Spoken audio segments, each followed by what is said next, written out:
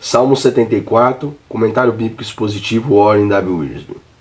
O Salmo 73 trata-se de uma crise pessoal de fé, mas o Salmo 74 passa para o cenário nacional e se volta para a destruição do templo em Jerusalém pelos babilônios em 587 até 586 a.C. Certamente o autor não é o Asaf do tempo de Davi, mas sim um descendente dele com o mesmo nome. O Salmo 79 é associado a este salmo e podemos encontrar passagens paralelas no livro de Lamentações de Jeremias e no livro de Jeremias. Jeremias do capítulo 6 ao 7, Jeremias 10, 25, Jeremias 23, 1. Apesar de os profetas terem avisado que o julgamento estava vindo, 2 Crônicas 36, do 15 ao 21, a queda de Jerusalém e a destruição do templo foram acontecimentos catastróficos que abalaram a fé do povo. Ao fazer um levantamento da situação, Asaf passa do desespero à confiança e, no final, afirma que nem tudo está perdido. Primeiro, o santuário, o Senhor nos rejeitou. Salmo 74, do 1 ao 11. Trata-se de uma conclusão lógica para qualquer um que estivesse vendo o que os babilônios haviam feito com a cidade e o templo. Lamentações de Jeremias, capítulo 5, versículo 20 ao 22. Porém, o Senhor havia prometido não abandonar seu povo. Deuteronômio 4, do 29 ao 31, Deuteronômio 26, do 18 ao 19. Pois era seu rebanho precioso, Salmo 77, 20, Salmo 78, 52, Salmo 79, 13, Salmo 103, Números 27 e 17. E ele era o pastor de Israel, Salmo 81. Israel era a tribo de sua herança e o futuro da promessa messiânica dependia de sua sobrevivência. Algumas versões apresentam o termo cetro em vez de tribo, no versículo 2. Números 17 mostra a relação entre cetros e tribos. O Senhor os havia resgatado do Egito e feito deles sua herança. Êxodo 19, 5, Êxodo 34, 9, Deuteronômio 32, 9. Indo habitar com eles no Monte Sião. O verbo lembrar, versículo 2, não significa trazer à memória, pois Deus não se esquece de coisa alguma. Na verdade, quer dizer começar a operar em favor de alguém, porque Deus permitiu que uma nação pagã derrotasse seu povo e destruísse a cidade santa e o templo sagrado, e porque permanecia indiferente diante de tudo isso, o povo de Judá acreditava que a presença do templo era uma garantia de segurança independentemente do modo como vivessem. Mas o profeta Jeremias refutou essa mentira. Jeremias capítulo 7. Jeremias chegou a usar a expressão perpétuas ruínas. Versículo 3. Ruínas perpétuas. Jeremias 25, 9. E avisou que o templo seria destruído e que a nação seria levado para o cativeiro. Em várias ocasiões no passado, Deus interviera para salvar Israel, mas agora parecia não estar fazendo coisa alguma. Asaf ora: levanta os teus pés, tira a tua mão de dentro da veste, levanta-te e pleiteia a nossa causa. Versículo 1, 11 e 22. Faça alguma coisa. Com gritos de batalha, os soldados babilônios levaram suas lâminas pagãs para dentro do templo e começaram a arrancar pedaços dos painéis recobertos de ouro.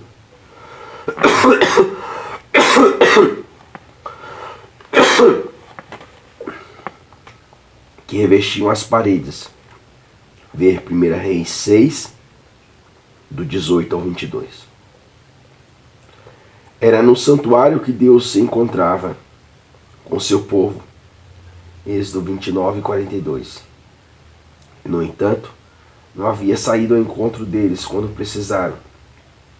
A expressão lugares santos, no versículo 8, também é traduzido por sinagogas, mas na verdade tem o sentido de lugares de encontro, uma vez que as sinagogas só passaram a existir quando os judeus voltaram à sua terra depois do cativeiro. Havia somente um templo e um altar para os sacrifícios, mas deveria haver outros lugares onde o povo se encontrasse para estudar as Escrituras e orar. A Babilônia estava decidida a mostrar seu poder sobre o Deus de Israel. Os mensageiros de Deus haviam advertido os líderes e o povo que o julgamento estava a caminho, mas eles se recusaram a ouvir. Assim, o Senhor não levantou mais novos profetas. Lamentações, Jeremias 2:9. Em se tratando do cativeiro, a pergunta até quando? Versículo 9 e 10 foi respondida por Jeremias, capítulo 25 e Jeremias 29:10. Quanto à duração da destruição e a desonra causada pela Babilônia em Jerusalém e no templo, não havia resposta. O povo sentia que havia sido rejeitado para sempre, versículo 1. Arruinado para sempre, versículo 3.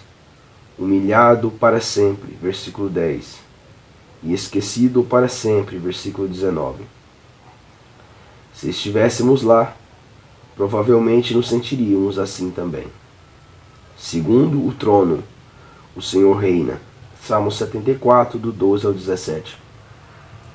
O versículo 12 é o versículo central do Salmo e o ponto crítico da experiência de Asaf. Pela fé, ergueu os olhos das ruínas ainda em chamas para o trono santo de Deus no céu e vislumbrou uma nova perspectiva da situação. O Asaf, que escreveu o Salmo 73, teve uma experiência parecida. Ver Salmo 73, 17. Por mais desanimadora que fosse a situação, Asaf sabia que Deus ainda estava sentado em seu trono e não havia abdicado de sua autoridade aos babilônios. Jeremias chegou à mesma conclusão em Lamentações, Jeremias capítulo 5, versículo 19. O pronome importante desse parágrafo é tu. Deus opera feitos salvadores na terra, versículo 12. Salmo 44, 4. De modo que Asaf recapitulou esses feitos de Deus no passado.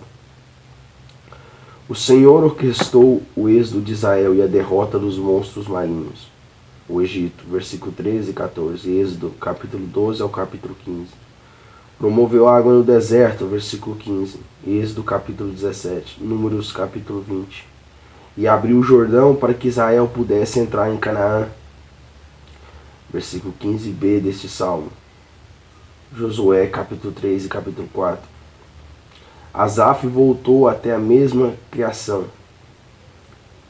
Asaf recorreu até mesmo à criação, versículo 16, para comparar Salmo 136, do 7 ao 9, Gênesis, capítulo 1 e capítulo 2. E a divisão de territórios entre as nações, versículo 17 deste salmo. Gênesis capítulo 10 e capítulo 11.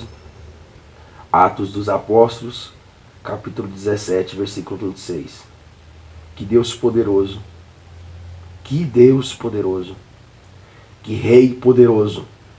Quando a situação ao redor é sombra, devemos olhar para o alto. Terceiro, aliança. O Senhor se lembra de nós. Salmo 74, do 18 ao 23. Uma vez que a retidão e a justiça são os fundamentos do trono de Deus. Salmos 89, 14. É lógico que devemos depois refletir sobre isso. Asaf pensasse na aliança do Senhor com Israel. Levíticos capítulo 26. Deuteronômio capítulo 28 ao capítulo 30. Asaf conhecia as estipulações da aliança. Se Israel obedecesse ao Senhor, ele os abençoaria. Se desobedecesse, ele os disciplinaria. Deuteronômio 28 até o capítulo 28 até o capítulo 30. Se desobedecesse, ele os disciplinaria. Se confessasse seus pecados, ele os perdoaria. Os babilônios zombavam do Senhor enquanto destruíam a cidade e o templo. Mas o povo de Judá havia escarnecido dos profetas de Deus, os profetas que Deus havia lhes enviado para afastá-los da idolatria. 2 Crônicas 36:16. Israel não honrava o nome de Deus, mas sim transformara seu templo num covil de ladrões. Jeremias capítulo 7, versículo 11. Asaf via a nação como a pomba indefesa, que não tem como escapar.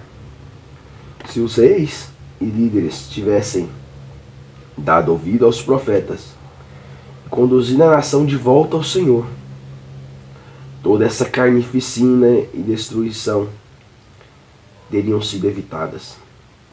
Mas o Senhor estava cumprindo sua aliança. Por isso estava disciplinando seu povo.